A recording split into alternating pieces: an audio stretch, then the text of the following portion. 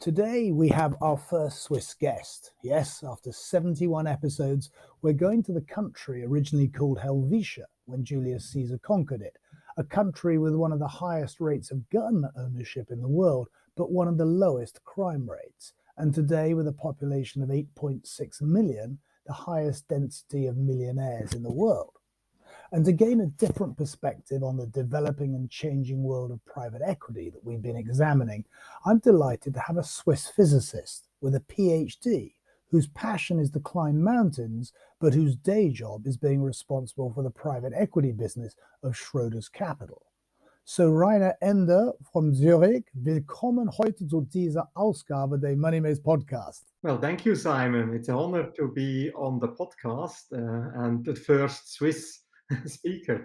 And I'm very excited about that. Thank you. Well, I know Switzerland is, of course, known for its neutrality, but we don't want any sitting on the fence today when we're talking about private equity. So we really hope that we're going to get a better sense of Schroders Capital approach to private equity, your perspectives, what's behind the impressive returns, and your focus on the investment segment, which is smaller cap than many of the others we've spoken to and is your sweet spot.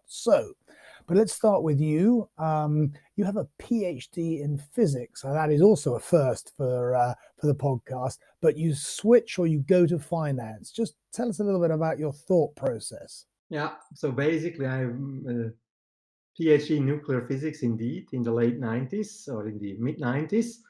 And when I then was looking for a real job, I recognized that the finance sector needs people who can count. And that's what the physics education was very good at. So I was driven by intellectual curiosity, basically, to just do something new and enter the financial services industry when derivatives, pricing, value at risk, capital adequacy, and similar things came into play. I joined through advisory for financial risk management consulting, and after a few years ended up in private equity to also cover portfolio construction and risk management in private equity at the time. Right. Well, maybe the nuclear industry was your loss, but the financial services was the gainer. But let's just take a 500 feet view of the Schroders Capital business, of which you are one part, and maybe you can just sort of give us a sense of its origins and philosophy. Yeah, Schroders Capital, the private asset business of Schroders, is a pretty significant business. It's more than $80 billion of AUM, and really has private equity, real estate, infrastructure, and also private debt as its core components, where private debt has a broad range of specialized strategies, and also all the other strategies mentioned are mostly focused on specialized, rather mid-market sized transactions, not the largest, but with specialist local execution. And we can bring that to clients with a high emphasis on solutions and bringing the different strategies also together. On top of that, we have a strong emphasis on impact and sustainability, also through a company that is called Blue Orchard, that is part of our business. And in infrastructure equity, Green Code was our latest announced transaction that has broadened our overall offering space, also with regards to renewable energy and climate as such. Great. Well, that's very helpful. So let's just go down the next level into the private equity business, which you oversee at Schroders Capital. We've examined a variety of different PE models over the last few weeks, from Goldman Sachs Petershill that takes stakes in the GPs to Bain Capital with their PE and private credit business, CD&R and their long-term approach, and even co-investing in quoted equities in Premier and KKR. But I know that you, as a group, tend to favor the indirect as opposed to the direct approach. So maybe we could just start with you explaining how that's come about and why that works for you and your clients. First of all, it's a pleasure to say that we are investors in some of the names that you've just mentioned at the large end of the market. The large end, however, is a pretty concrete universe of managers. You can count them, you know them all, and it's pretty easy to access these managers and work with them for underlying investments. Where the private equity market becomes much more challenging to address is in what I call the lower half of the market, which is broad-based in local specialized players, and where a direct approach for a global execution is a very challenging thing. So that's why we've pursued this market coverage through the indirect way, working with local GPs, specialized GPs in the lower end of the market, anywhere in the world, and creating a global portfolio of high quality investment opportunities. So one of the things that struck me as I try to understand your business is that there's a specific focus on this lower half of the market, by which I mean, and I think I'm going to quote your words, investing one step below the mid-market. And maybe you could just spend a minute or so explaining the rationale. Yeah, so first of all, the market gets less efficient the smaller you go. That's pretty logic. It's the same in the public side. And inefficiency is a benefit in itself for new investment opportunities and getting them at attractive pricing. Secondly, buying low, smaller businesses, growing them successfully and selling them upwards is a very efficient way to generate proceeds and to have a good exit opportunity for your investments. And as long as the upper end of the private equity market is performing that well and raising that much money, it's a very good exit opportunity to sell upwards to larger funds. Right. Well, we're going to talk about a few examples a little later on, hopefully. But one of the things that struck me, and I wasn't sure I either understood or agreed, is that you said there's quite a lot of complementarity to public equity and low correlation. And I was thinking, well, the economic cycles as they play out affect assets, public and private, even with a delay. So maybe you could just explain why you believe that. Yeah. So basically, the complementarity to public equity in our private equity investment approach is really very key. And we believe we can secure low correlation despite having company equity investments with us. And the reason for that is that we invest in smaller businesses, which, if you start on the venture side, a pre-IPO financing round is very much linked to the public market, and one company may be still private, the other one competitor may already be public, and the valuations will always be pretty relative to each other. If you go to the very early stage, an early stage company is priced based on the quality of the founders, their experience, and the creativity of the business idea. And that's less cyclical through the market, and also the money inflows into the segment are less cyclical than at the late stage sector.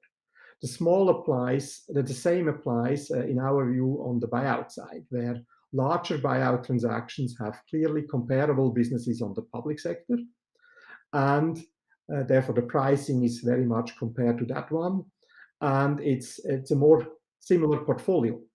While on the smaller end of the market, you still buy kind of 70% of the deal flow from family ownership, and that's less cyclical in pricing. It has less debt financing in the companies, and therefore again is less cyclical through the economic cycles and the M&A cycles with regards to the possibilities to buy these businesses at attractive prices. And with that, we also create portfolios that have real content that is clearly different from what the public companies represent. And so that's where we believe we can generate an additional component of alpha performance and outperformance over public. And when you are involved in these investments, and they are typically indirect, how close do you get, if at all, to the management teams, to the strategy as it unfolds? Because I obviously understand you're involved in the financing of these. So just help me understand a little bit about where your reach starts and stops. So if you look at our overall investment activity, which is roughly $2.5 billion per year, A bit less than half of that we invest as primary fund commitments. So we commit to the funds of specialist managers around the globe from venture to turnaround. And as said, mostly funds that are typically smaller than $1 or $2 billion in fund sizes. The other half, we really focus on co-underwriting together with these managers, investment opportunities that they cannot cover on their own based on slightly too big transaction volume for their own funds. So we co-underwrite businesses, and that's where the value add comes first as a very reliable business partner, as a very responsive partner, but also with a different perspective on the specific company. We have a big portfolio of global businesses in all the industry sectors that we want to look at here. And we can bring a global comparison, global experience of comparable businesses to the local execution that is driven by the individual specialized fund manager in his own space. Can add a bird's eye view on the overall aspect and also broader industry experience from comparable transactions. In what percentage of the portfolio companies would you expect ever to meet management? That's part of every due diligence where we invest directly. The interaction with management is crucial. And really, what is important for us is we buy into businesses that we want to own at the price we can get them, so like a direct investor, but with a governance model that we feel very positive about, which is driven by our local specialist partner rather than us sitting on the board necessarily. So I'd like to talk about your geographical focus. Everybody knows the Schroders heritage, Europe and the UK. And as I looked at the mix, I think I'm right in saying that around 50% is got a Europe bias, and then a third in the US and the rest in Asia. Maybe just assuming that I'm correct on that, maybe just talk a little bit first of all about Europe, because in many ways one could say it's maybe less developed than the US and the UK in terms of the whole private equity operations. And so just start there in terms of how you see the European landscape. Yeah, so that's a very good point indeed. We do roughly half of our investment activity in Europe. This is our home market as such, while for many clients we are really the global solution to invest everywhere. In Europe, the private equity market is less developed than the US market. It benefits especially from the fragmentation of Europe, meaning despite the European Union, we still have individual countries with individual languages, and many business models are more localized in their approach. So the big positive potential for European buyouts is to have geographic expansion and consolidation. That's a strong additional element that we can bring into Europe, which in other regions like the US with one large country is less possible. On top of that, the European market is roughly 10 years younger overall, and for a long time the managers have been geography focused.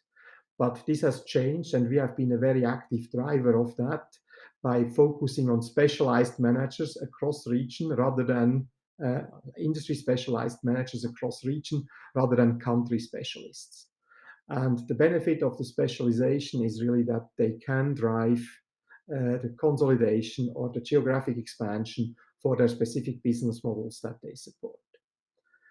Now, on top of that, especially for non-European investors, Europe has been a challenge for the last more than a decade, 15 years for sure, right?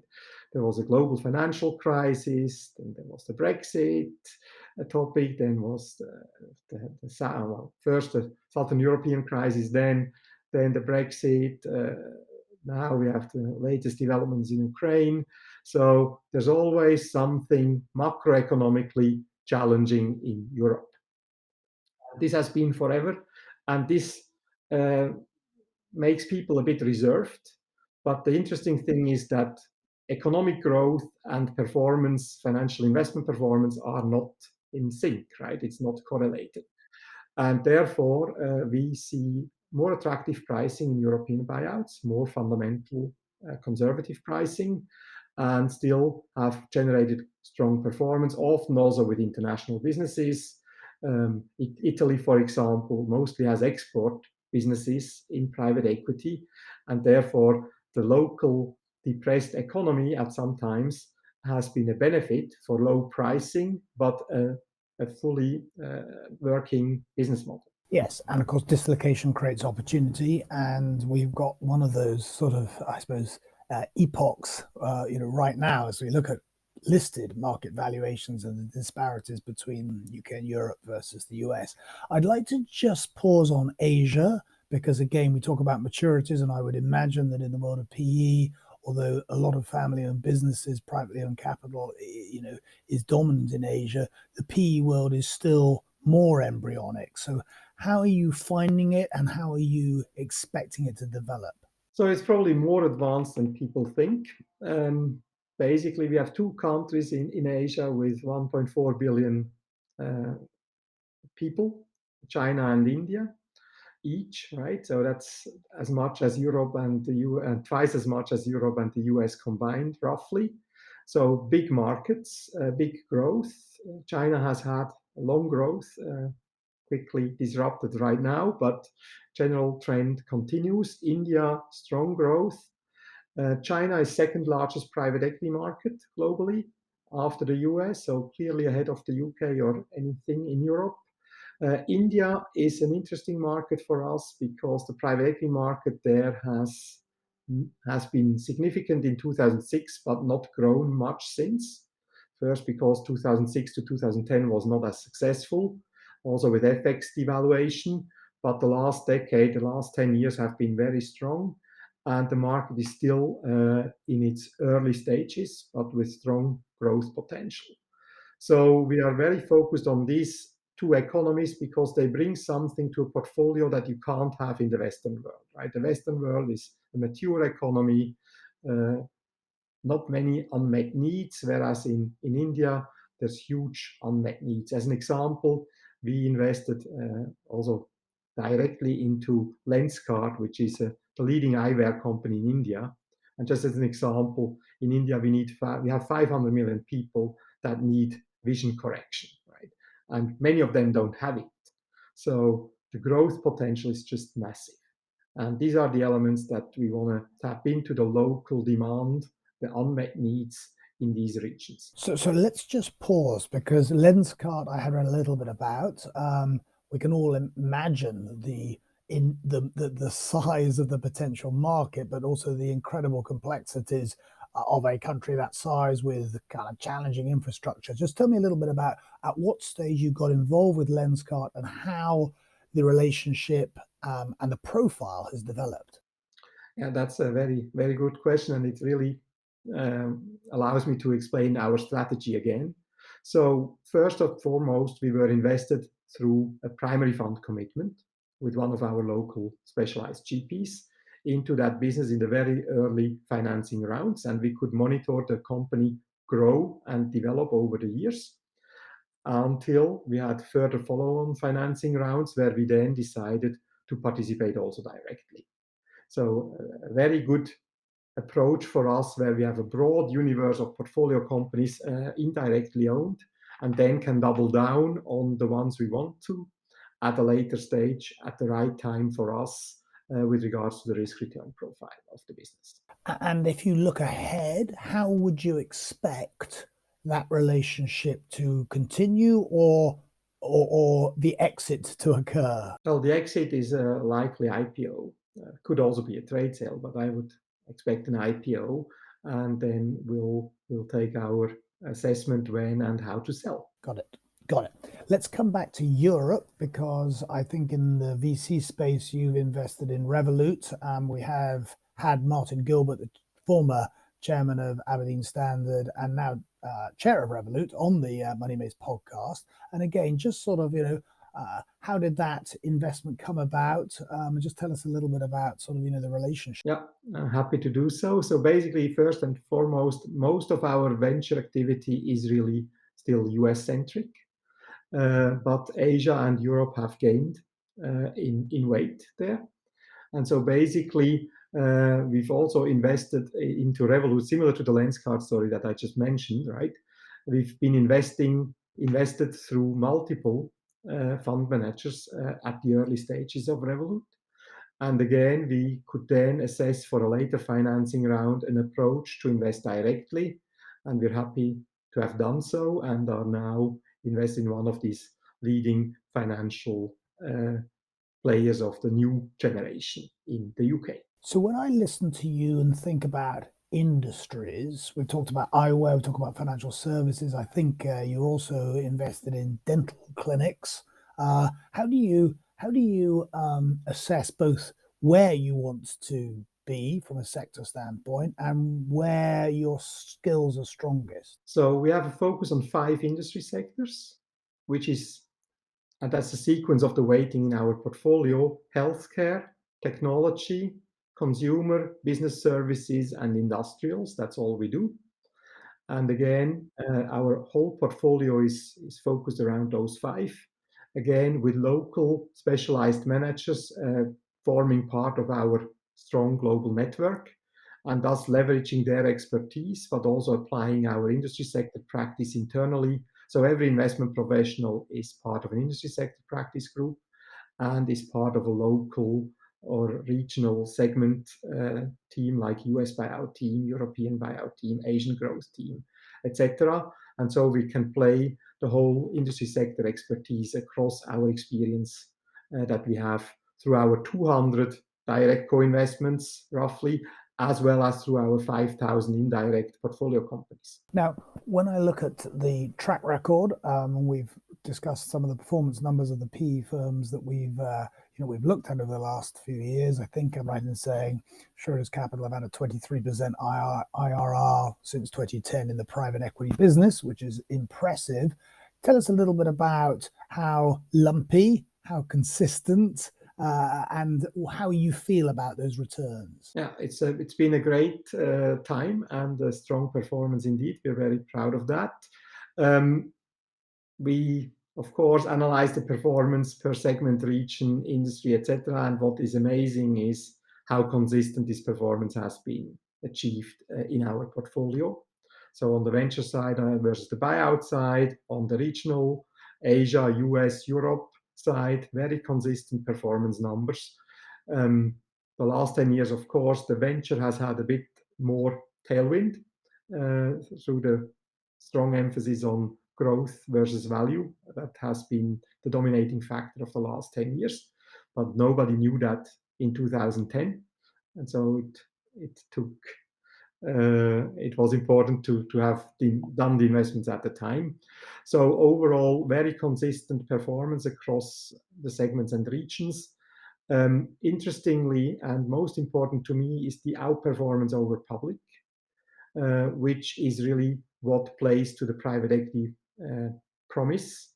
So a better governance model and an outperformance for the illiquidity that the clients take with the asset allocation is what has been there for the long run, and which has also been there throughout cycles in down markets as well as up markets. And especially when the market has more turmoil, private equity showed even more outperformance in our empiric evidence. So I think that will nicely allow me to talk about the client base, but also about the wider, almost if you like, geopolitical perspective, and certainly political perspective towards PE. I mean, it probably was now over a decade that I think it was Peter Struck of the SPD in Germany described private equity as locusts in an outburst that had obviously followed some PE transactions. But how do you think continental investors and industry owners today think about the world of PE? I think private equity has had a reputational challenge, as all the capitalistic elements are always a bit in the negative press in many areas. Private equity as an industry has to do better in communication. The history of private equity has been it's private, therefore it's private. But I think that is changing. Also, the topic of sustainability is very important here, right? Basically, also requesting the private businesses to be more transparent about their contribution to the society. And I think that's where private equity has to do a much better job in communicating how the businesses that we back are adding value for the society and the planet. Overall, I think the innovativeness of business models within private equity will lead the crowd here again, and will add, or from the venture side, will add innovation, and from the buyout side will accelerate business practice changes for good for the society. And that needs to be better communicated with more transparency, with more KPIs and also data. And also the job creation, which often was under the low cost topic, was of course questioned. I think private equity has clearly proven to be a job creator of quality. So I want to stop on that ESG and sustainability. I was lucky enough to interview Sir Chris Hone, first of all on the podcast a year ago, but very recently at the London Value Investor Conference. And his criticism is that the world of PE is opaque and less accountable. And clearly his focus is on the whole, say, on climate and the energy transition. But how do you think the world of PE does make itself less opaque? I think it started, right? But basically, as I said, we're coming from a defensive position of not being fully transparent about what we invest in for the reason that it is private. But that's changing. Some regulation is also driving that. Some makes a lot of sense, some makes a bit less sense, but from the regulation side. But basically, the private equity industry will report more about their businesses. It will be transparent to its investors. It has already been or always been transparent to its investors, less to the public. But the larger the private equity market gets, the larger the individual private equity businesses are, the more the transparency is following. So there's a lot of effort that I see for the ESG development for ourselves. We have been a very early signatory of the United Nations Principles for Responsible Investing, really advocating more ESG practice through the value chain in the underlying companies. We have an A+ rating, which is the highest rating that you can have for our private equity practice. We are part of Schroders, which has a high emphasis on the whole sustainability topic and also the climate change. We're one of the Net Zero 2050 subscribers, meaning that we want to have a portfolio of all the assets, public, listed and liquid, by 2050 with a net zero carbon emission. It's a big journey. We're at the starting point. While, by the way, as a physicist, I did some climate change research on ice cores 30 years ago, which already showed the heating of the planet. And so now we're there again from the capital market. Schroders, obviously, its history was in public markets. Your strong franchise growing in the private assets. What edge do you think you have with sort of Schroders as the organization, behind you? There's many positive elements about that. So one is that regulation becomes more and more demanding in general on a per country, per client type perspective, which helps to be part of a large organization that has the resources to deal with that.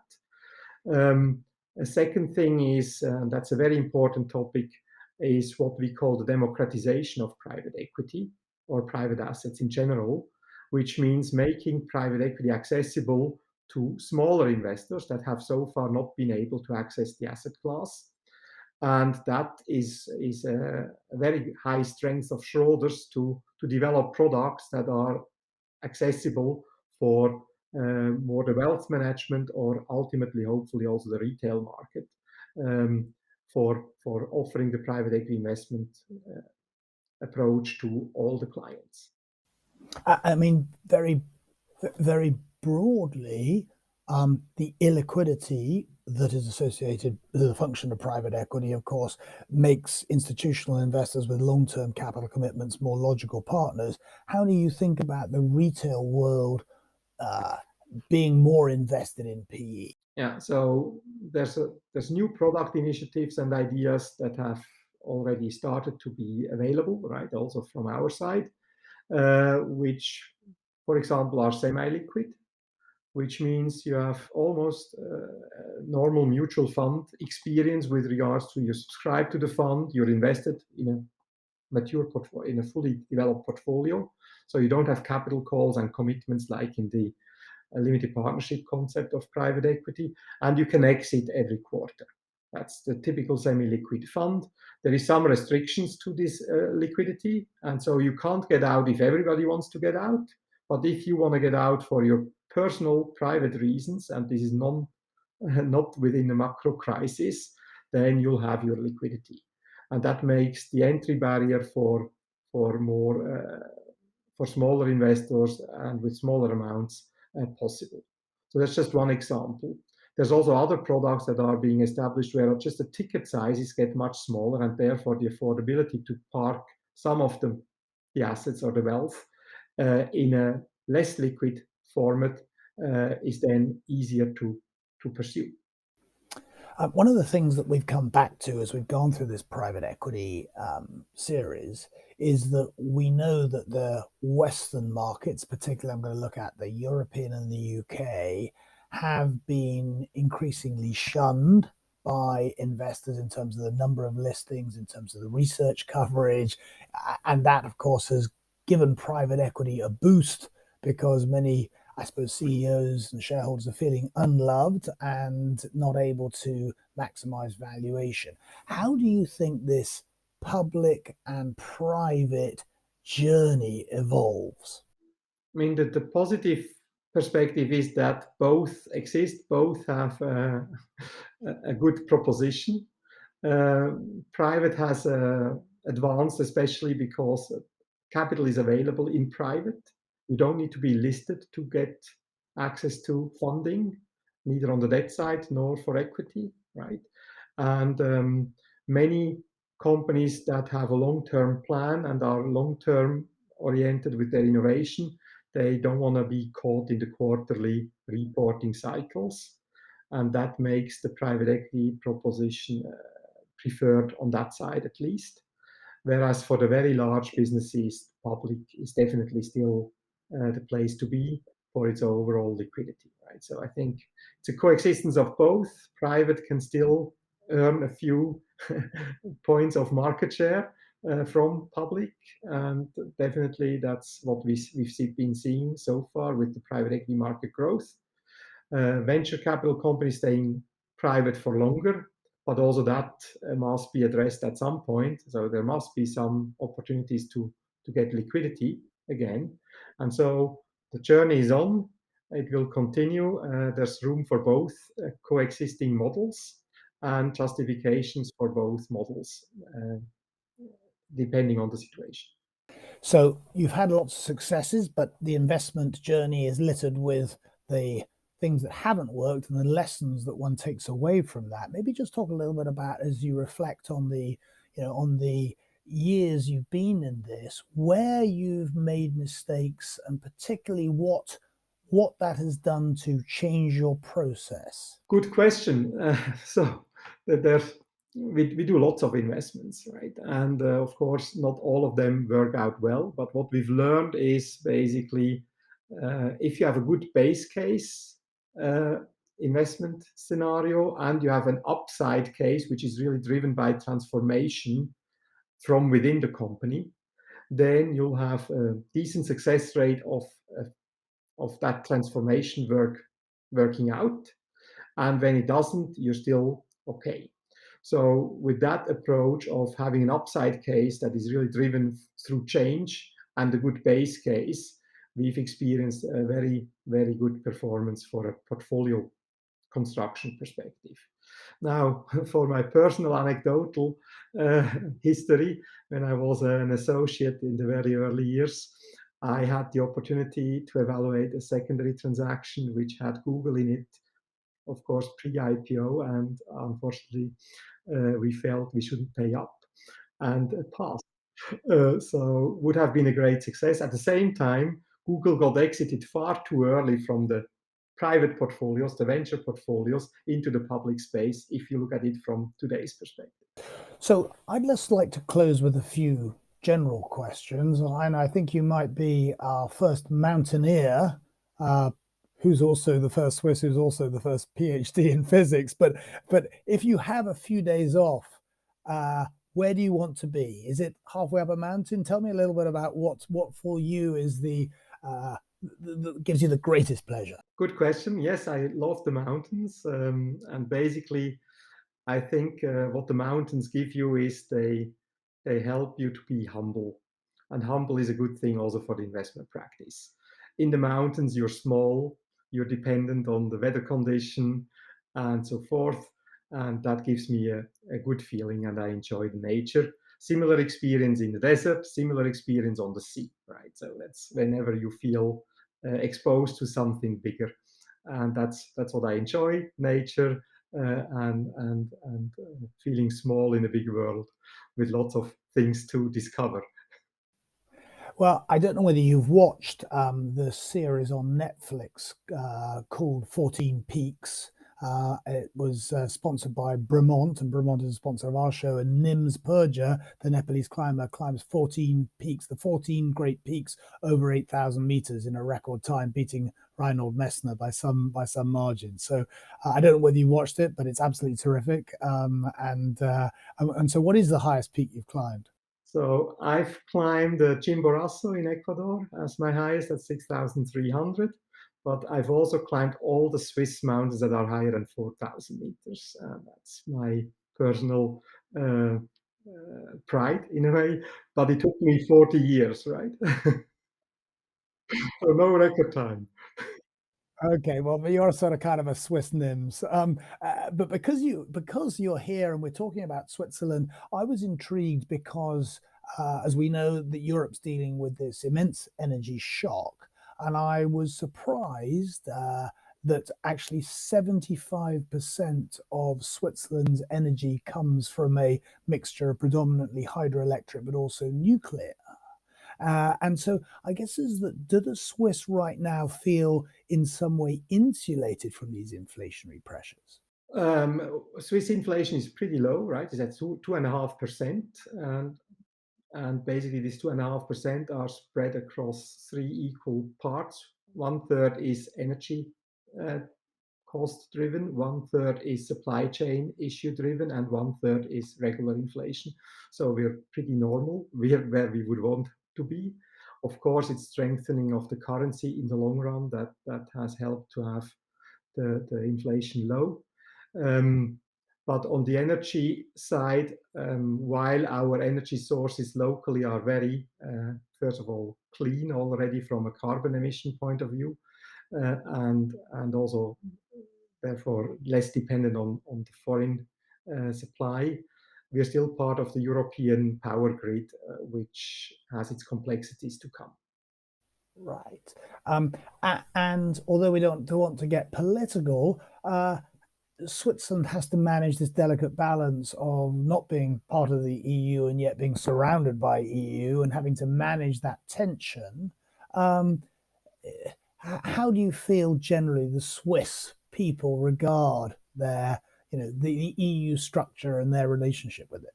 Now, Swiss people want to be independent in a sense. That's hindering us from uh, getting stronger ties or joining the EU for sure. There's always efforts, and there's also a meaningful minority that would want to be closer to the EU. But the historic economic development, but also overall development has been very strong as an independent country. And I think that opinion, that that is a strength in itself, still prevails. We are definitely funding lots of EU activities and are a capital source for the EU in general through the political contributions that make us a good partner. And I think that's very important also for our own welfare. So, two closing questions. We have a really valuable cohort of young people listening to the Money Maze podcast who not only learn, but helps them shape their ideas about their own careers. You're the physicist who switched to finance. Tell me a little bit about what advice you would give to young people asking you about career choices. I think there's two things. First, maintain a high level of intellectual curiosity. That always helps. And secondly, do something that you are passionate about. That's the two things that I would recommend, and then success may follow if everything goes well and if at some point your market takes off, right? If you want to do biotech. It may take 15 years, but suddenly you're in the limelight.